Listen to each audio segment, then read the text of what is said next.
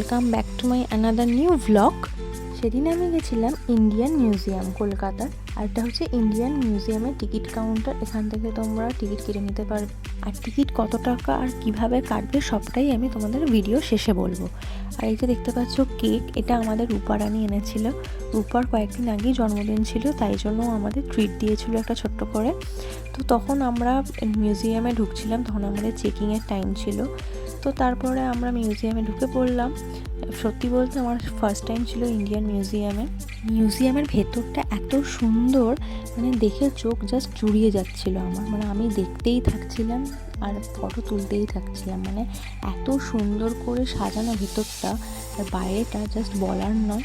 তোমরা যারা যাওনি প্লিজ ভিজিট করো, ভীষণ ভালো লাগবে। আমি তো একবার গিয়েই ফ্যান হয়ে গেছি।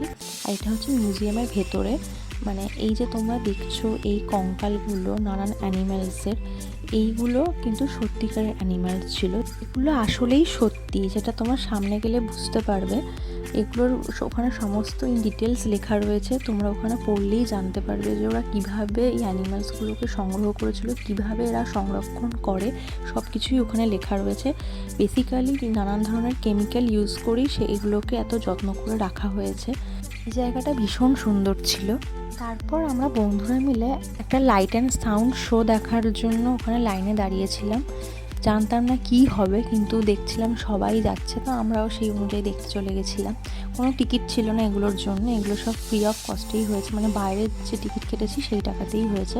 জানি না এটা কী দেখিয়েছিল আমাদেরকে, আমরা একটু ফার্স্টে ভয়ে ভয়ে ছিলাম প্রত্যেকেই, ওখানে যারা দর্শক ছিল সবাই আমাদের মতোই। ভাবছিলাম হয়তো এক্ষুনি বোধহয় ভয়ের কিছু হবে, কিন্তু আলটিমেটলি কিছুই হয়নি। মিউজিক ছিল আর এরকম হতে থাকছিল। এবারে আসি টিকিটের কথায়।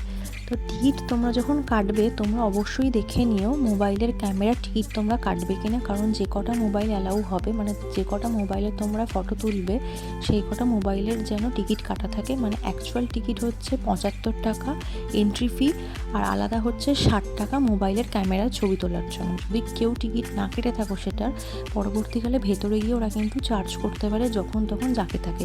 তো তখন যদি তোমরা টিকিটটা দেখাতে না পারো তখন তোমাদেরকেই হ্যারাস হতে হবে।